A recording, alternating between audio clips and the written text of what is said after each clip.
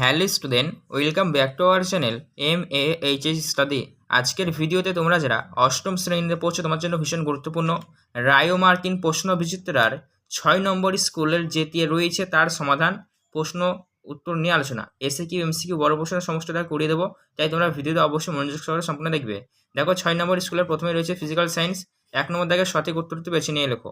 দেখো কি থাকছে, একের দাগেরটা, একটি সমতল আয়নার তলের সঙ্গে 35 ডিগ্রি কোণে আলোকরশ্মি আপতিত হলে প্রতিফলন কোণের মান কত হবে? তো এই প্রশ্নের অ্যান্সারটি হবে অপশন সি, 55 ডিগ্রি হবে সঠিক অ্যান্সার। ঠিক আছে।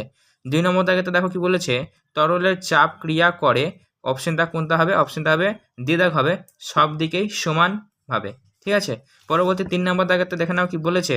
3 নম্বর দাগেতে একটা পরমাণু হাইড্রোলিক এর সংকেত লেখো দিয়েছে, তো হাইড্রোলিকের সংকেত হবে অপশন বি দাগ CaH2। ঠিক আছে। 4 নম্বরতে দেখে নাও এই পরমাণুতে দিয়ে দিয়েছে, এই পরমাণুতে আধানযুক্ত কণার সংখ্যা হলো, অপশন হবে বি জেড। ঠিক আছে। তার পরবর্তী 5 নম্বর প্রশ্নটা দেখো কি বলেছে, কার্বনের যে রূপভেদটির দ্বারা গ্যাসের অধিশোষণ ঘটে সেটি হলো, অপশন হবে সি সক্রিয় চারকোল। ঠিক আছে। তো এমসিকিউগুলো কমপ্লিট হয়ে গেল। চলো এবার 2 নম্বর দাগের একেরগুলো আমরা দেখে নিই। একের প্রশ্নটা দেখো কি বলেছে, এমন একটি ধাতুর নাম লেখো যা অ্যাসিড ও ক্ষার উভয়ের সঙ্গে বিক্রিয়া করে H2 গ্যাস উৎপন্ন করে। তো এই প্রশ্নের অ্যান্সারটি কী হবে? 2-এর দাগের একের প্রশ্নের অ্যান্সারটি দেখে নাও কি হবে। এটি হবে অ্যালুমিনিয়াম জিঙ্ক। ঠিক আছে। অ্যালুমিনিয়াম বা অ্যালুমিনিয়াম আর জিঙ্ক। ঠিক আছে। আর পরবর্তী প্রশ্নটা দেখে নাও কি বলেছে, 2 নম্বরটা, শূন্যস্থান পূরণ করো, এসআইতে তাপন মূল্যের একক কী? তো এই প্রশ্নের 2-এর দাগের 2-এর অ্যান্সারটা কী হবে? দেখো তাপন মূল্যের একক হবে, দেখে নাও কি, জুল পার কেজি। 2-এর দাগের 2-এর উত্তর হচ্ছে জুল পার কেজি, এটা হবে রাইট অ্যান্সার। পরবর্তী প্রশ্নতে দেখে নাও কি বলেছে, 3 নম্বর প্রশ্ন, বায়ু সাপেক্ষে হীরের সংকট কোণ 24.5 ডিগ্রি, এক্ষেত্রে প্রতিসরণ কোণের মান কত হবে? তো প্রতিসরণ কোণের মান হবে 90 ডিগ্রি, 90 ডিগ্রি হবে সঠিক উত্তর। ঠিক আছে। পরবর্তী 4 নম্বর দেখো, অভিকর্ষ বল অনুপস্থিত থাকলে তরলে নিমজ্জিত বস্তুর ওপর ক্রিয়াশীল প্লবতার মান কত হবে? তো এখানে দেখো উত্তরটা হবে 0 হবে। ঠিক আছে। তাহলে সদীর্ঘত না চলে 0 হবে। ঠিক আছে। পরবর্তী প্রশ্নে দেখো কি হবে, H+ আয়নে ইলেকট্রন ও নিউট্রনের সংখ্যা কত? তো H+ আয়নে নিউট্রন ও ইলেকট্রনের সংখ্যা হবে 0। ঠিক আছে। তাহলে সদীর্ঘত না চলে এটাও 0 এটাও 0। তাহলে আমাদের 2-এর দাগের প্রশ্নগুলো কমপ্লিট হয়ে গেল। চলো এবার আমরা করব 3-এর দাগের একের প্রশ্ন। এখানে কি বলেছে দেখো, প্রথমেই 3-এর দাগের একের প্রশ্নটা কি বলেছে দেখো, আয়নীয় যৌগে অণুর অস্তিত্ব নেই কেন? তো এই প্রশ্নের উত্তরটা দেখো তোমাদের দেখিয়ে দিচ্ছি। তো এই প্রশ্নের উত্তরটা তোমাদের রায় ও মার্টিন সহায়িকা বই থেকে দেখিয়ে দিচ্ছি, এখানে দেখে নাও। এই অবধি তোমরা লিখবে, তাহলে কিন্তু তোমাদের প্রশ্নের অ্যান্সারটা কমপ্লিট হয়ে যায়। আইন নিয়োজকে এখান থেকে শুরু করে এই অবধি লিখবে, তাহলে কিন্তু তোমাদের প্রশ্নের অ্যান্সারটা একদম সম্পূর্ণ কমপ্লিট হয়ে যাবে। তোমরা স্ক্রিনশট করে নাও বা খাতা লিখে নাও। চলো পরবর্তী প্রশ্নটা দেখে নাও। 2 নম্বর প্রশ্নটা কি বলেছে, হাইড্রোজেন প্রস্তুতিতে গাঢ় HCl ব্যবহার করা হয় কেন? এই প্রশ্নের অ্যান্সারটি তোমরা দেখে নাও। এই প্রশ্নের অ্যান্সারটি তোমরা দেখে নাও, তোমরা সহায়িকা রায় ও মার্টিনের সহায়িকা থেকে দেখে নাও। এখানে কি হবে অ্যান্সারটি, হাইড্রোজেন প্রস্তুতে গাঢ়, এখান থেকে লেখা শুরু করবে, এফডি লিখবে, তাহলে কিন্তু তোমাদের প্রশ্নের অ্যান্সারটা পুরোপুরিভাবে কমপ্লিট হয়ে যাবে। চলো পরবর্তী প্রশ্নটা দেখে দিই। পরবর্তী প্রশ্নটা কি বলেছে দেখো, তারই সাথে রয়েছে অথবার প্রশ্ন, উত্তপ্ত কিউপ্রিক অ্যাসিডের উপর দিয়ে হাইড্রোজেন গ্যাস পাঠালে যে বিক্রিয়া ঘটবে তার সমীকরণ সহকারে লেখো। তো এটি দেখে নাও কি হবে। 2-এর অথবার প্রশ্নটা তোমরা এখান থেকে লেখা শুরু করবে, এই অবধি লিখবে, তাহলে কিন্তু তোমাদের কমপ্লিট হয়ে যাবে। ঠিক আছে। এইটা ঠিক আছে, এখান থেকে শুরু করে এই অবধি লিখবে, তাহলে কিন্তু তোমার প্রশ্নের অ্যান্সারটা কমপ্লিট হয়ে যাবে। চলো পরবর্তী প্রশ্নটা দেখে নাও। পরবর্তী প্রশ্নটা দেখো কি বলেছে, 3 নম্বর প্রশ্ন বলেছে, কোনো স্থানের বায়ুমণ্ডলীয় চাপ 76 সেমি উঁচু পারদের 76 সেন্টিমিটার উঁচু পারদের পরিবর্তে জল ব্যবহার করলে জলস্তম্ভের উচ্চতা কত হবে তা নির্ণয় করো। তো 3-এর 3 দাগের অ্যান্সারটা তোমরা দেখে নাও অন স্ক্রিনে। এই প্রশ্নের অ্যান্সারটা হবে 10.3 মিটার। ঠিক আছে, 10.3 মিটার। পরবর্তী 4 নম্বর প্রশ্নতে দেখো কি বলেছে, একটি কাঁচের বলকে গ্লিসারিনে ডোবালে বলটি অদৃশ্য হয় কেন? তো এই প্রশ্নের অ্যান্সারটি তোমরা তোমাদের রায় ও মার্টিন সহায়িকা বই থেকে দেখে নাও, তোমরা 111 নম্বর পেজে 7 নম্বর প্রশ্নটা তোমরা পেয়ে যাবে। ঠিক আছে। তো চলো দেখিয়ে দিচ্ছি তোমাদের, তোমরা এখান থেকে লেখা শুরু করবে। ঠিক আছে। এই দেখো, এখান থেকে লেখা শুরু করবে, তারপরে এখানে এই অবধি লিখবে, কিন্তু মেন পয়েন্টটুকু লিখবে, এত বড় করে না লিখলেও কিন্তু হবে। ঠিক আছে, এই দেখো। ঠিক আছে, চলো পরবর্তী প্রশ্নটা দেখে নিই। পরবর্তী প্রশ্নটা দেখো কি বলেছে, তার সাথে চারের অথবা রয়েছে। ঠিক আছে, এটি বলেছে দেখো, আলোর লম্ব আপতন বলের কি বোঝায়, মানে আলোর লম্ব আপতন বলতে কি বোঝায়, সেক্ষেত্রে আপতন কোণ ও প্রতিফলন কোণের মান কত হবে। তো এই প্রশ্নের অ্যান্সারটিও তোমরা এখানে খুঁজে পেয়ে যাবে। তোমরা সহায়িকা বইয়ের 105 নম্বর পেজে খুঁজে পেয়ে যাবে। এখানে তোমরা লিখবে এইটুকু, তাহলে তোমাদের প্রশ্নের অ্যান্সারটা কমপ্লিট হয়ে যাবে। ঠিক আছে, এবার দেখতে পাচ্ছ। ঠিক আছে, চলো পরবর্তী প্রশ্নটা দেখে নাও। পরবর্তী প্রশ্ন হচ্ছে 5-এর দাগের প্রশ্ন। 5-এর দাগের প্রশ্নটা কি বলছে, জৈব গ্যাস শক্তি কাকে বলে, জৈব গ্যাস শক্তি ব্যবহারের একটি অসুবিধা লেখো।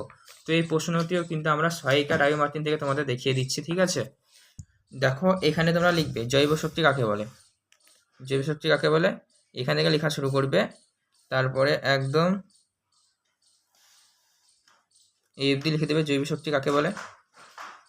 এই অবধি লিখলে হবে। ঠিক আছে, এত বড় লেখার দরকার নাই, এই অবধি, জাস্ট এখান থেকে এই অবধি লিখবে। আর এর অসুবিধাগুলো কোথায় আছে, এর অসুবিধাগুলো এই জায়গায় আছে, দেখে নাও। ঠিক আছে, লিখে দেবে। দুটো পয়েন্ট আছে, একটা পয়েন্ট বা তোমরা বানিয়ে কিছু লিখে দিতে হবে। চলো পরবর্তী প্রশ্নটি দেখে নাও। পরবর্তী প্রশ্ন 4 নম্বর দাগের আমরা চলে আসছি। 4 নম্বর দাগের 1 নম্বর প্রশ্ন বলছে কি দেখো, তরলের সমোচ্চশীলতা ধর্ম বলতে কি বোঝায়। তো এই প্রশ্নের অ্যান্সারটি তোমরা দেখে নাও। তো তোমরা সহায়িকা বইয়ের এটি 21 নম্বর পেজে পেয়ে যাবে। এখান থেকে তোমরা লেখা শুরু করবে। ঠিক আছে, এখান থেকে শুরু করে সমশীলতা ধর্ম বলে, তাহলে তোমাদের ফার্স্ট প্রশ্নের অ্যান্সারটা কমপ্লিট হয়ে যাচ্ছে। এবার তার সাথে একটা প্রশ্ন লেখা আছে দেখো, জলপূর্ণ এবং গাঢ় নুনপূর্ণ একই আকারের দুটি বোতলের সম উচ্চতায়। তো এই প্রশ্নের অ্যান্সারটি দেখে নাও কি হবে। তোমার প্রশ্নটা দেখে নাও আগে।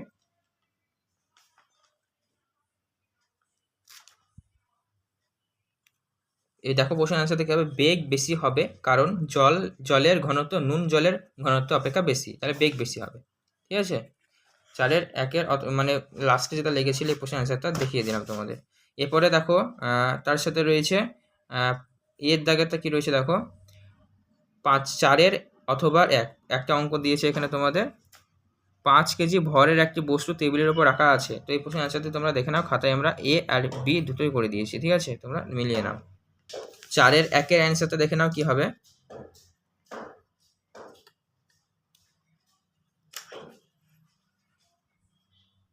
কারণ 5 কেজি বস্তুটিকে টেবিলের থেকে সরানোর চেষ্টা করলেই তবেই ঘর্ষণ বল কাজ করবে, যেহেতু বস্তুটি স্থির তাই ঘর্ষণ বলের উদ্ভব হচ্ছে না।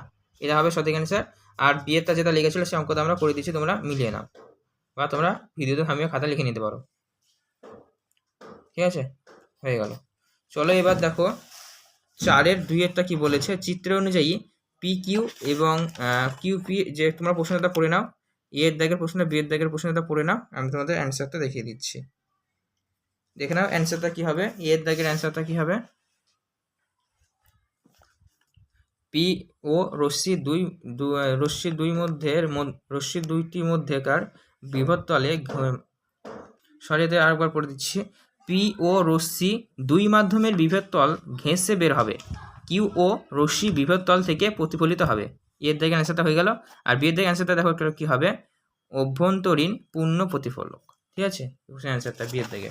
তার পরবর্তী দেখো 3 নম্বর প্রশ্নটা তোমরা দেখে নাও। 3 নম্বর প্রশ্নটা, সমযোজী ও আয়নীয় যৌগের মধ্যে কোনটির স্ফুটনাঙ্ক বেশি হয় ও কেন।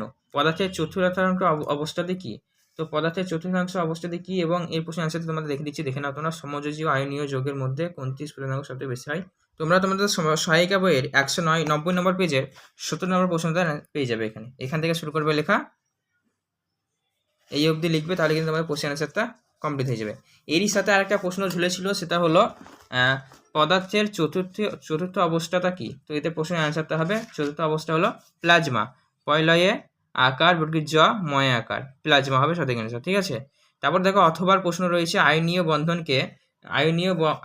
বন্ধনকে যৌগের প্রকৃত বন্ধন বলা যায় না কেন। আর বিয়েরটা রয়েছে অন্তর্ধিতির শর্ত লেখো। অন্তর্ধিতির শর্ত লেখো। তো দেখো এর দাগের প্রশ্নের অ্যান্সারটা তোমরা দেখে নাও, রায় মার্টিন সহায়িকা বই থেকে তোমাদের দেখিয়ে দিচ্ছি।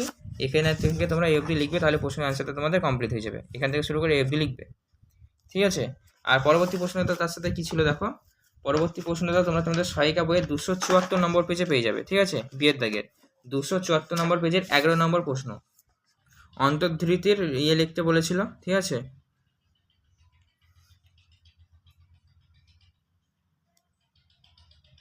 অন্তর্ধৃতি শর্ত লিখতে বলেছিল, এই দেখো এফডি লিখবে, তাহলে তোমাদের প্রশ্ন আনসারটা কমপ্লিট হয়ে যাবে। হ্যাঁ, শর্ত 1, 2, 3 অবধি দেওয়া আছে, যেমনও দেওয়া আছে তোমরা লিখতে পারো। তারপরে পরবর্তী প্রশ্নতে দেখে নাও 4 নম্বর দাগেরটা কি বলেছে। 4 নম্বর দাগের এ যৌগের সঙ্গে বি যৌগের বিক্রিয়ায় সি গ্যাস উৎপন্ন হয়, সি গ্যাসটি ক্ষারীয় পটাশিয়াম। এখান থেকে তোমরা এই প্রশ্নের অ্যান্সারটি সরাসরি লিখে নাও। এই যে রাসায়নিক সমীকরণটি হবে এতে লিখে নাও, ঠিক আছে, এইটি হবে। তোমরা এই অবধি লিখবে, তাহলে কিন্তু এটি হয়ে যাবে। এটা হলো সমীকরণটা, ঠিক আছে। অবশ্যই ভিডিওটি থামিয়ে লিখে নাও বা স্ক্রিনশট করে নিতে পারো। পরবর্তী প্রশ্নে দেখো কি বলেছে, 4 অথবার প্রশ্ন, ঠিক আছে। উত্তপ্ত সোডিয়াম ধাতুর উপর দিয়ে H2 গ্যাস চালনা করলে কি ঘটনা ঘটবে সমীকরণ সহ লেখো। তো এটি তোমরা তোমাদের রায়ু মার্টিন সহায়িকা বইয়ের 273 নম্বর পেজে 7 নম্বর প্রশ্নতে পেয়ে যাবে। তোমাদের দেখিয়ে দিচ্ছি, তোমরা কিন্তু মিলিয়ে নাও, ঠিক আছে। এই দেখো,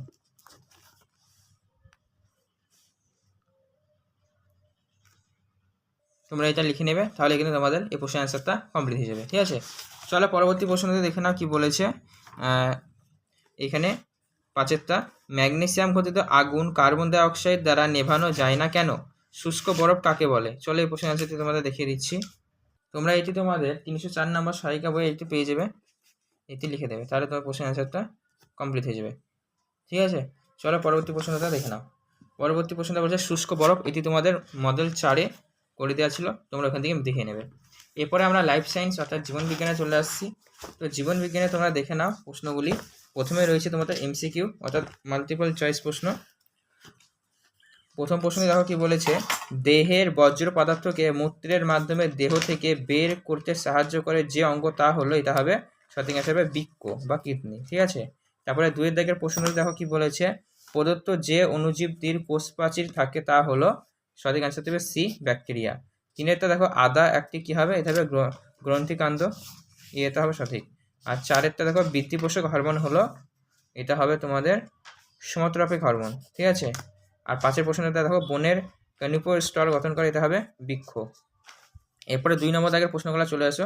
জারবিল কি দেখে নাও, জারবিল কি এই প্রশ্নের অ্যান্সারটা তোমরা এই অবধি লিখবে, একদম শর্টকাটের মধ্যে লিখে দেবে, বেশি বড় লেখা দরকার নয়। জারবিল এক ধরনের ছোট স্তন্যপায়ী প্রাণী, আর অবস্থান লিখে দেবে, এদের সাধারণত মরুভূমিতে দেখা যায়, এইটুকু লিখে দেবে, তাহলে কিন্তু তোমাদের প্রশ্নের অ্যান্সারটা কমপ্লিট হয়ে গেল, ঠিক আছে।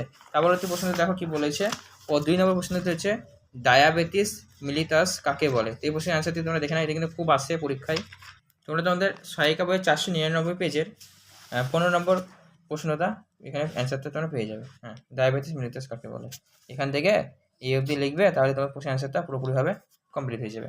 এই পরবর্তী প্রশ্নটি দেখো, পরবর্তী প্রশ্নতে কি বলেছে, 3 নম্বর প্রশ্ন, ক্লেপ কি। তো ক্লেপ কি দেখে নাও তোমরা রায়ু মার্টিন সহায়িকা বইয়ের 527 নম্বর পেজ বের করবে, লাস্টের দিকে একদম 6 নম্বর প্রশ্নটা, ক্লেপ কাকে বলে এইটুকু লিখে দেবে শুধু, ব্যাস এখান থেকে এই অবধি, তাহলে হয়ে যাবে, আর বড় কিছু লেখার দরকার নাই, এখান থেকে এই অবধি।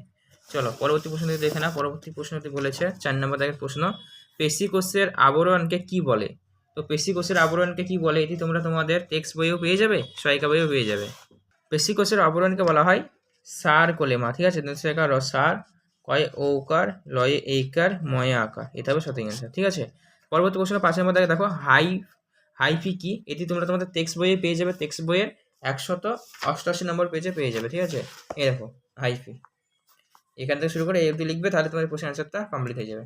এবার তাহলে আমাদের 2-এর দাগের গুলা সবটাই কমপ্লিট হয়ে গেল। এবার আমরা 3-এর দাগে চলে আসছি। 3-এর দাগের 1-এর প্রশ্নটা দেখো কি বলেছে, রাইবোজোম কাকে বলে, এর 2টি কাজ লেখো। তো রাইবোজোম কাকে বলে তোমরা দেখে নাও, তোমরা তোমাদের টেক্সট বইয়ে 376 নম্বর পেজে পেয়ে যাবে রাইবোজোম কাকে বলে, ঠিক আছে। এই দেখো তোমরা এখান থেকে লেখা শুরু করবে, এখান থেকে এই অবধি কাকে বলে লিখে নেবে। আর এই যে গঠন আছে, এই গঠনই তোমরা রাইবোজোমের প্রকারভেদ আছে আর কাজ আছে, ঠিক আছে। এই দেখো রাইবোজোমের কাজ তোমরা এখান থেকে লিখবে, রাইবোজোমের কাজ একটা আছে, তারপরে 2টো আছে, তোমরা তোমাদের সুবিধা অনুযায়ী যে কোনো একটা লিখে দেবে, তাহলে কিন্তু হয়ে যাবে। রাইবোজোম কাকে বলে, রাইবোজোমের কাজ হয়ে গেল। তারপরে পরবর্তী প্রশ্ন দেখো 3-এর 1-এর অথবা রয়েছে, এখানে বলেছে কি, প্রখর সূর্যালোকে দীর্ঘ সময় কোনো চারা গাছকে রাখলে পাতাগুলি নুয়ে পড়ে, আবার জলের উৎসের সংস্পর্শে এলে গাছটি আগের অবস্থায় ফিরে যায়, প্রথম ও দ্বিতীয় ঘটনার কারণ কি হতে পারে লেখো। তো এটা তোমরা এভাবে লিখতে পারো, এটা তোমরা প্রথম ক্ষেত্রে লিখতে পারো পশ্চাৎ, ঠিক আছে, পশ্চাৎ। আর দ্বিতীয় ক্ষেত্রে হতে পারে এটা অভিশ্রাবণ, ঠিক আছে, অভয়সী সাইরা ফলা ব মধ্যম, ঠিক আছে, তোমরা লিখে নেবে। তাহলে এইবার 2 দাগের প্রশ্ন দেখে নাও, একটি প্রোক্যারিওটিক অণুজীব ও একটি ইউক্যারিওটিক অণুজীবের নাম লেখো। তো এই প্রশ্ন আসছে তোমরা দেখে নাও, তো একটি প্রোক্যারিওটিক আর একটি ইউক্যারিওটিক অণুজীবের নাম। তো দেখতে পাচ্ছ এখানে এটা হচ্ছে প্রোক্যারিওটিক অণুজীব, ঠিক আছে। উদাহরণস্বরূপ তোমরা দেখে নাও উদাহরণগুলো কী কী দিয়েছে, যেমন দেখতে পাচ্ছ তোমরা, এগুলো সব লিখে নেবে তাহলে কিন্তু হয়ে যাবে, ঠিক আছে। আর ইউক্যারিওটিকটা দেখে নাও,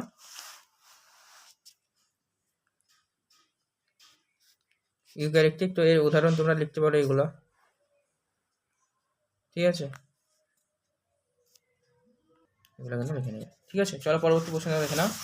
পরবর্তী প্রশ্নটা হচ্ছে অথবার প্রশ্ন, ছত্রাককে উপকারী শত্রু বলার কারণ কি। এটা তোমরা পেয়ে যাবে সহায়িকা বইয়ে পেয়ে যাবে। তো এইখানে যে প্রশ্নটা ছিল, এখানে শত্রু বলার কারণ ছত্রাককে, এই প্রশ্নের অ্যান্সারটা তোমরা এফডি লিখে নেবে, শর্টকাটের মধ্যে আর রয়েছে, তাহলে কিন্তু হয়ে যাবে, ঠিক আছে। এখান থেকে শুরু করে এফডি লিখে নেবে, তাহলে কিন্তু প্রশ্নের অ্যান্সারটা কমপ্লিট হয়ে যাবে, ঠিক আছে। চলো পরবর্তী প্রশ্নটা দেখে নাও। পরবর্তী প্রশ্নটা কি বলেছে দেখো, 3 নম্বর প্রশ্ন, অ্যাড্রিনালিনকে জরুরিকালীন বা সংকটকালীন হরমোন বলে কেন। এই প্রশ্নের অ্যান্সারটি তোমরা সহায়িকা বই থেকে পেয়ে যাবে, দেখে নাও। তোমরা এখান থেকে লেখা শুরু করবে, এখান থেকে শুরু করে এই অবধি লিখবে, তাহলে কিন্তু প্রশ্নের অ্যান্সারটা পুরোপুরিভাবে তোমাদের কমপ্লিট হয়ে যাবে, ঠিক আছে। চলো পরবর্তী প্রশ্নটি দেখে নাও। এরই সাথে কিন্তু আর একটি প্রশ্ন জুড়ে আছে, অগ্নাশয় গ্রন্থি থেকে মিশ্র গ্রন্থি বলে কেন। এই প্রশ্নের অ্যান্সারটি তোমরা দেখে নাও, অগ্নাশয়কে মিশ্র গ্রন্থি, এখান থেকে তোমরা লেখা শুরু করবে, ঠিক আছে, এখান থেকে লেখা শুরু করবে, এখান থেকে এই অবধি, তাহলে কিন্তু তোমার প্রশ্নের অ্যান্সারটা পুরোপুরিভাবে কমপ্লিট হয়ে যাবে। চলো পরবর্তী প্রশ্নটি দেখে নাও। পরবর্তী প্রশ্নটা কি বলেছে দেখো, ইউট্রোফিকেশন কাকে বলে, এটি কীভাবে জলে দূষণ ঘটায়। এটি তোমরা করে নেবে, দেখো তোমরা দেখে নাও, তোমরা এখান থেকে লেখা শুরু করবে, ঠিক আছে। দেখতে পাচ্ছ এখান থেকে ইউট্রোফিকেশন কাকে বলে আর কীভাবে দূষণ ঘটায়, 1-2 পয়েন্ট আছে, আর এদিকে 3-4টি পয়েন্ট আছে, তোমরা তোমাদের সুবিধা অনুযায়ী পয়েন্টগুলো লিখে নেবে, ঠিক আছে, তাহলে কিন্তু হয়ে যাবে।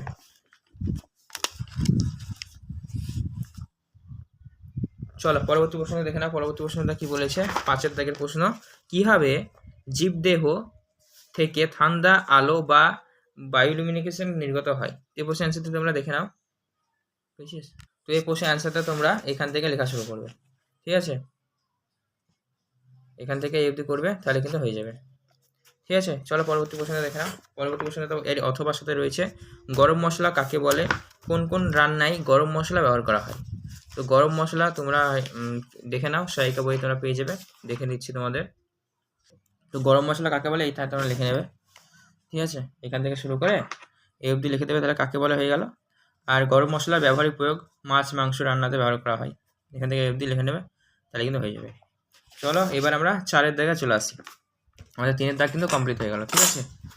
তো 4 দাগে দেখে নাও, 4 দাগের প্রশ্নগুলো কি বলেছে, এক একটা কি বলেছে, বহুকোষী জীবদেহ সংগঠনের ধাপগুলি ছোট থেকে বড় পর্যায়ক্রমে সাজাও। লজ্জাবতীকে আমরা সজীব কিন্তু শুকনো কাঠকে জড় বলি কেন। তো চলো এই প্রশ্নের অ্যান্সারটি তোমরা দেখে নাও, প্রথম কাঠটা কী হবে, বহুকোষী জীবদেহের, এটি তোমরা তোমাদের টেক্সট বইয়ে কিন্তু পেয়ে যাবে।